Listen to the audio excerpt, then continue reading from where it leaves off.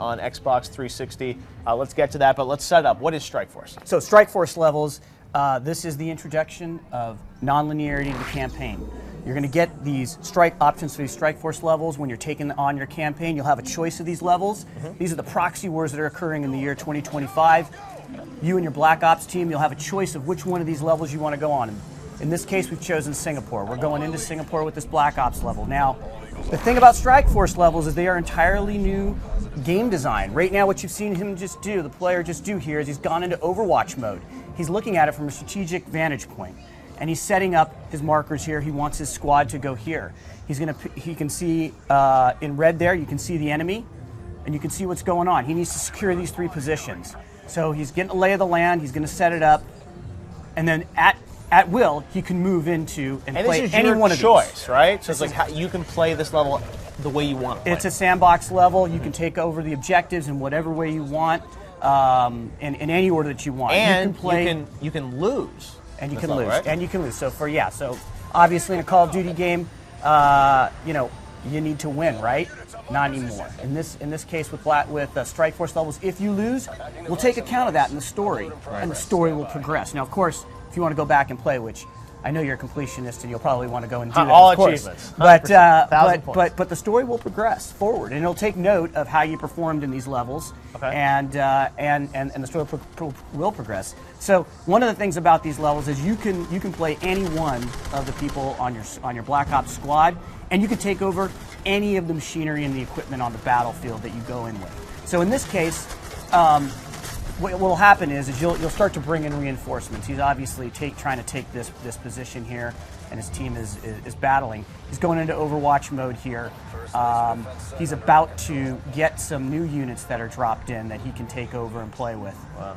Now these Strikeforce missions, are they optional? Do you have to play them? How does it work? Yeah, so you will have to play them. However, you will have a choice about which one of these you want to play, and like I said, they will progress based on whether you succeed or fail. Some of them you may not experience, depending upon how you perform. And these are certain kind of throughout the campaign, you'll have different Strikeforce moments or missions that connect to the story. You got it. That's exactly it. And so it's unique in both structure, but also in gameplay. And right here, he's taken over. He's taken over one of the drones here, and he can either fire the rockets or he can fire his other heavy caliber weapons. He's rolling right now. This is a very powerful weapon. Clearly, he's driving, right?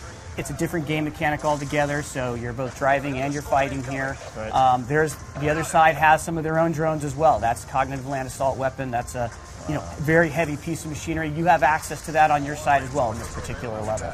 So it's amazing that you guys have all these levels that you've sort of inserted throughout the campaign. Now, this one is obviously set in Singapore, and you're going to have them kind of all around the world? They will be so without giving up the entire fiction, but there's going to be various areas, geographic locations in the world where these hotspots are occurring in this, like I said, in this year 2025. Right. And the head of JSOC is going to come to you and he's going to lay it all out. And he's going to say, this is what's going on, this is what's going on, this is what's going on.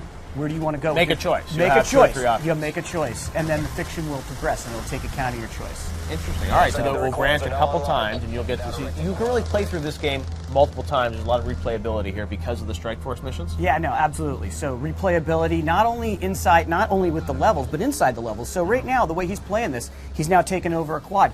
He's choosing to play this level in a particular way. So he's flying through this level with the quad, which is just a lot of fun. You can see that he's... So this quad gameplay, is that gameplay that we'll see in the single-player campaign as well, or are you reserving that for Strikeforce? So there is quad gameplay in the campaign. What we've showed you is actually it being used as squad backup. Right. Okay. So it's different mechanic altogether. There's a quad right there. Right now you're flying it and you're fighting it. In the campaign in Los Angeles that we showed you guys yesterday, that's squad backup for you. So it's a different gameplay mechanic. So we're able to use the new technology of warfare in the year 2025 in completely different ways depending upon the context here.